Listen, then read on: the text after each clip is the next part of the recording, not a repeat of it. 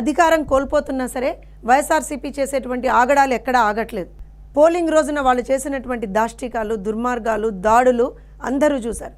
ప్రజల మీద దాడులతో సహా, ఓటర్ల మీద దాడులతో సహా ఎంతకి తెగబడ్డారు అనేటువంటిది ఆ రోజున చూశారు. ప్రజలందరూ చూశారు. ప్రజలు ఎక్కడికక్కడ వాళ్ళని ఎదుర్కొన్నారు, తిరుగుబాటు చేశారు.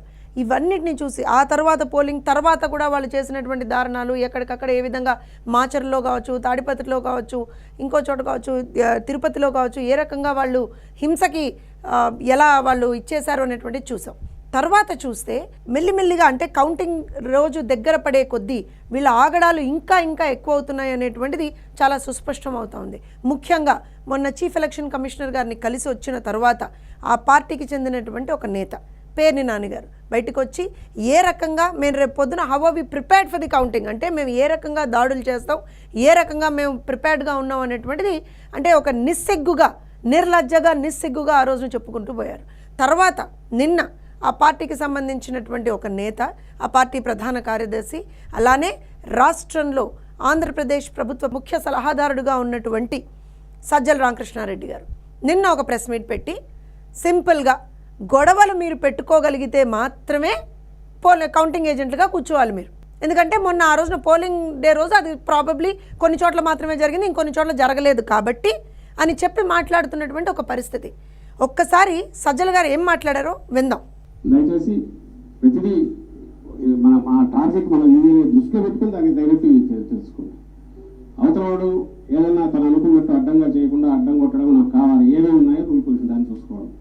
మనం ఒకటి వాడు చదువుగా ఇచ్చేసే పరిస్థితి రాకుండా అడ్డం పడాలి, ఏమేమి చేయొచ్చో దానికి మనకు కావాలి. ఇదే మనకు అంతే తప్ప రూల్ ఎట్టుంది కాబట్టి దాని ప్రకారం మనం బోధం అనడానికి మనం కూర్చోరా.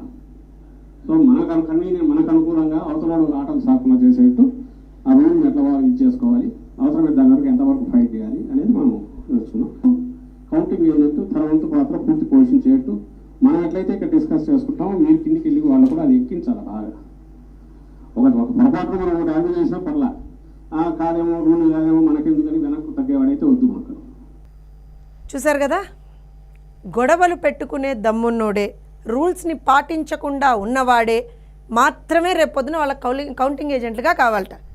నిజంగా కూడా సజ్జల ఒక ముఖ్య సలహాదారుడా, లేకపోతే ఆ పార్టీ ప్రధాన కార్యదర్శి, లేకపోతే ఒక వీధి రౌడీనా, గూండానా? సిగ్గులేదా అలా మాట్లాడడానికి? అసలు నిజంగా ఇవాళ ఈ వ్యాఖ్యల మీద మాత్రమే, ఇంతకు ముందర మీరు ఎన్ని అరాచకాలు చేశారు, ఏ విధంగా మాట్లాడారు అన్నీ అందరూ చూశారు, కానీ ఈ వ్యాఖ్యల మీద కనుక తీసుకుంటే మిమ్మల్ని సీరియస్గా ప్రాసిక్యూట్ చేసి మీ మీద కేసు దర్జీ చేసి మిమ్మల్ని జైల్లో వేయాల్సినటువంటి పరిస్థితి. అసలు రేపు పొద్దున కౌంటింగ్ డే రోజున మీరు ఎక్కడ కూడా బయట తిరగకూడదు. ఎందుకంటే you are instigating violence there. వెళ్ళండి, గొడవలు పెట్టుకోండి, రూల్స్ ఫాలో అవ్వద్దని చెప్తారా? అసలు అయినా ఏ హోదాలో మీరు ఇవాళ రోజున ప్రెస్ మీట్ పెట్టారు సజ్జల గారు? చెప్పండి ఒకసారి. ఏ హోదాలో పెట్టారు? రాష్ట్ర ప్రభుత్వ సలహాదారుగా పెట్టారా, లేకపోతే ఆ పార్టీ ప్రధాన కార్యదర్శిగా పెట్టారు? ఒకవేళ ఆ పార్టీ ప్రధాన కార్యదర్శిగా మీరు పెట్టేది ఉంటే ఎలా అయితే కొంతమంది వాలంటీర్లను మీరు బలవంతంగా రాజీనామాలు చేయించి మీ పార్టీకి పనిచేయించుకుంటున్నామని చెప్పారో, అలానే ఎప్పుడైతే ఎన్నికల నోటిఫికేషన్ వచ్చిందో మీరు ఇమీడియట్గా మీ పదవికి రాజీనామా చేసి ఉండాలి కదా. ఎందుకు చేయలేదు? ప్రజల సొమ్ము తింటున్నారు, జీతం రూపేణా ప్రజల సొమ్ము తింటున్నారు. ప్రభుత్వ ఖజానా నుంచి మీకు జీతం వస్తుంది. వాళ్ళ రోజున ఒక ప్రభుత్వ సలహాదారుడు అయ్యుండి మీరు వాళ్ళకి అందున ఎలక్షన్ కమిషన్ అంత క్లియర్గా క్రిస్టల్ క్లియర్గా చెప్పింది, ఎవ్వరూ కూడా సలహాదారులు ఎవరూ కూడా ఏ విధమైనటువంటి controversial statements with regard to అంటే ఏ పార్టీని సపోర్టివ్గా స్టేట్మెంట్స్ మాట్లాడకూడదు అని చెప్పిన తర్వాత కూడా మళ్ళీ ఇవాళ రోజున మీరు నిస్సిగ్గుగా నిర్లజ్జగా ఇవాళ బయటకు వచ్చి ఇలా మాట్లాడతారా? అంటే మీకు ఎలాంటి వాళ్ళు కావాలి కౌంటింగ్ ఏజెంట్లుగా?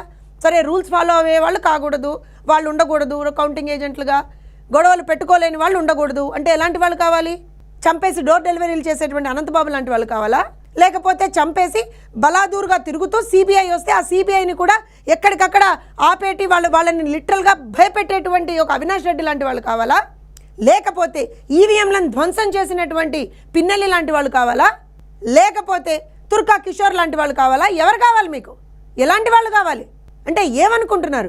అఫ్కోర్స్ ఈ 5 సంవత్సరాల్లో మీరు ఎక్కడా ఏ రోజున కూడా రూల్స్ ఫాలో అయింది లేదు, చట్టం మీకు వర్తించదు, ఏ విధమైనటువంటి రూల్స్ అండ్ రెగ్యులేషన్స్ మీకు వర్తించవు, రాజ్యాంగం మీకు వర్తించదు, ప్రజాస్వామ్యం అనేటువంటి పదానికే మీకు అర్థం తెలీదు. మీ రాజ్యాంగం వేరే. ఎలా అయితే మీరే చెప్పారు కదా సజ్జల గారు ఒక రోజున మా ఓటర్లు వేరే అని, అలా మీ రాజ్యాంగాన్ని కూడా వేరేనా ఇవాళ రోజున?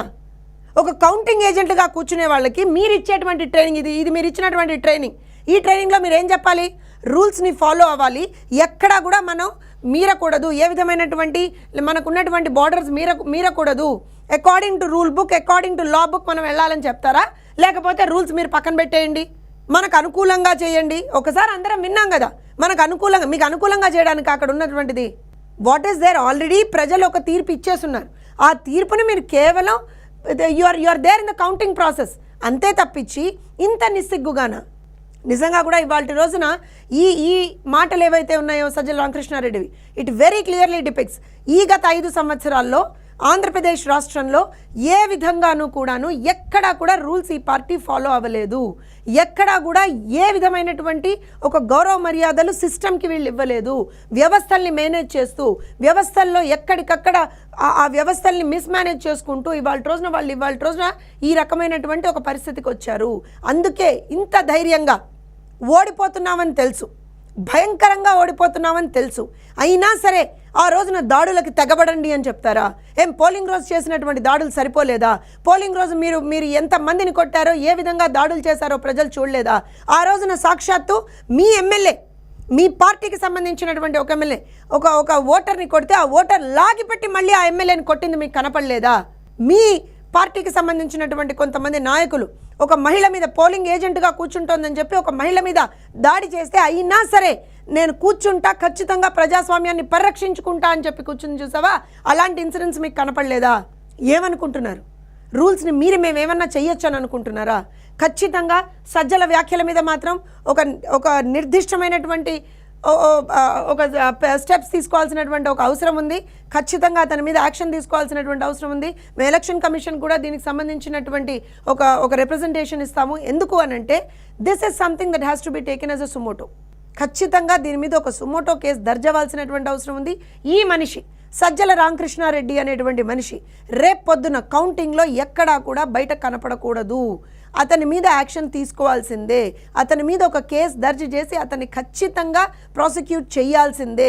క్రిమినల్ ఛార్జెస్ అనేటువంటివి అతని మీద పెట్టాల్సిందే. బికాస్ హీఈస్ ఇన్స్టిగేటింగ్ వైలెన్స్, హింసని ప్రేరేపించేటువంటి విధంగా అతని వ్యాఖ్యలు ఉన్నాయి ఇవాళ రోజున.